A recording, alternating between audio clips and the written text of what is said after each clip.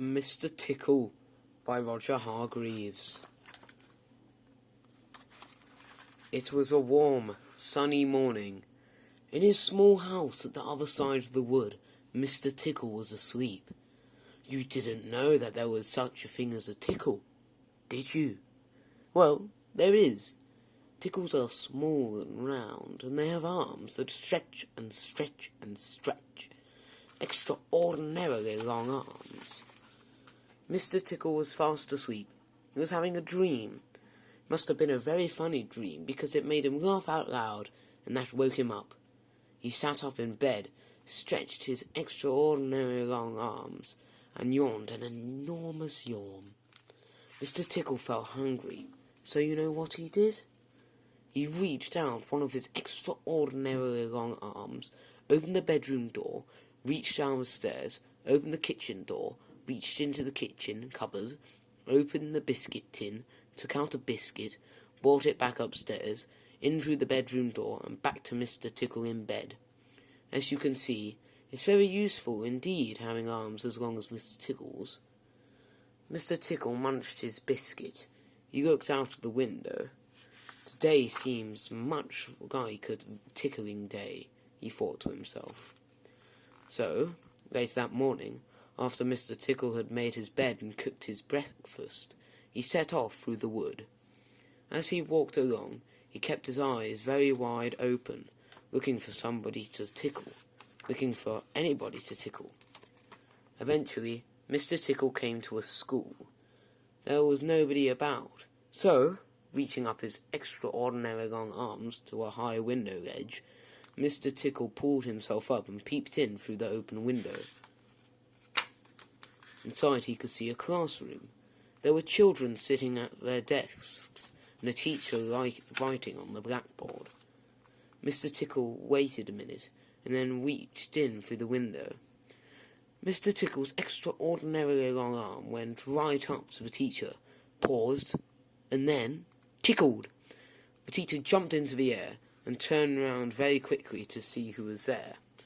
But no, there was nobody there. Mr. Tickle grinned in a mischievous grin. He waited another minute, and then tickled the teacher again. This time he kept on tickling, until soon the teacher was laughing out loud and saying, "Stop it," over and over again. All the children were laughing too at such a funny sight. There was terrible pandemonium. Eventually, Mr. Tickle thought that he had had enough fun, so he gave the teacher one more tickle for luck, and very quietly brought his arm back through the open window. Chuckling to himself, he jumped down from the window, leaving the poor teacher to explain what it was all about, which of course he couldn't. Then Mr. Tickle went to town. And what a day Mr. Tickle had! He tickled a policeman on traffic duty at the crossroads in the middle of town. It caused an enormous traffic jam. He tickled the greengrocer just as he was piling apples neatly in his shop window. The greengrocer fell over backwards, and the apples rolled all over the shop. At the railway station, the guard was about to wave his flag for the train to leave.